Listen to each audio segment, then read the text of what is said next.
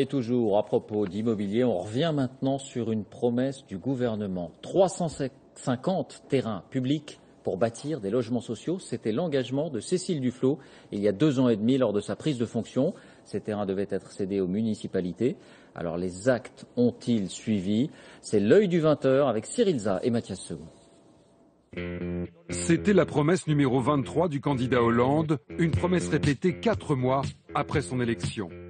Un projet de loi est prêt, il permettra de céder gratuitement, j'ai dit gratuitement, les terrains de l'État et des opérateurs publics aux collectivités locales et aux bailleurs sociaux qui s'engagent dans des programmes de construction. Mais tout ne s'est pas déroulé exactement comme prévu. L'œil du 20h va vous expliquer pourquoi. Cette histoire commence avec un couac. Ce jour-là, Cécile Duflot présente une liste de terrains et immeubles que l'État va céder pour faire des HLM. 930 adresses recensées. Mais le lendemain, rétropédalage. La liste est fausse. Elle a été établie sous le précédent gouvernement. Entre-temps, certains terrains ou immeubles ont été vendus. Cécile Duflot est agacée. J'ai demandé au préfet de chaque département de revoir avec une exhaustivité et une très grande précision la liste de chacun de ces terrains pour bien vérifier leur disponibilité. Alors en région, les préfets recommencent leur inventaire. Fin 2013, sur tout le territoire, ce ne sont plus 930, mais 224 sites disponibles pour des logements sociaux. Mais voilà, 9 mois plus tard, la liste a encore rétréci. Le gouvernement s'est rendu compte que certains terrains n'étaient pas aménageables. Voici donc le dernier bilan. 74 sites recensés ont été retenus, 12 fois moins qu'à l'origine. Une liste difficile à accoucher, mais pour quel résultat? François Hollande avait pourtant été très clair.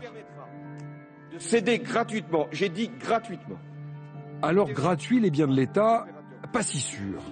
Nous avons pu nous procurer la liste d'une des régions où les besoins en logements sociaux sont les plus forts, l'Île-de-France. À Paris, 6 lieux ont été retenus. Comme ici, dans un des arrondissements les plus chics de la capitale. Plus de 3000 mètres carrés, c'est l'ancienne bibliothèque de l'Institut des langues orientales. Il appartient à l'Éducation nationale.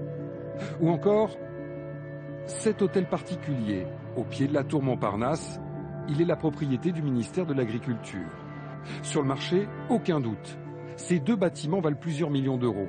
Les 2 ministères vont-ils vraiment les céder gratuitement?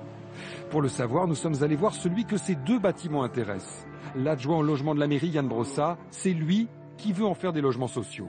L'État ne peut pas d'un côté nous dire faites du logement et de l'autre nous confronter à des conditions financières qui soient inacceptables. L'État doit faire un effort financier pour nous permettre de sortir des logements pour les Parisiens. Entre les mairies et l'État, tout le monde a besoin d'argent. Les négociations sont donc serrées. À ce jour, seuls 7 sites ont été cédés par l'État. Aucun ne l'a été gratuitement. Cette caserne, cédée pour 3 millions d'euros, ou encore ce centre aéronautique vendu près de 7 millions. En ces temps de disette budgétaire, pas de cadeau donc pour les logements sociaux.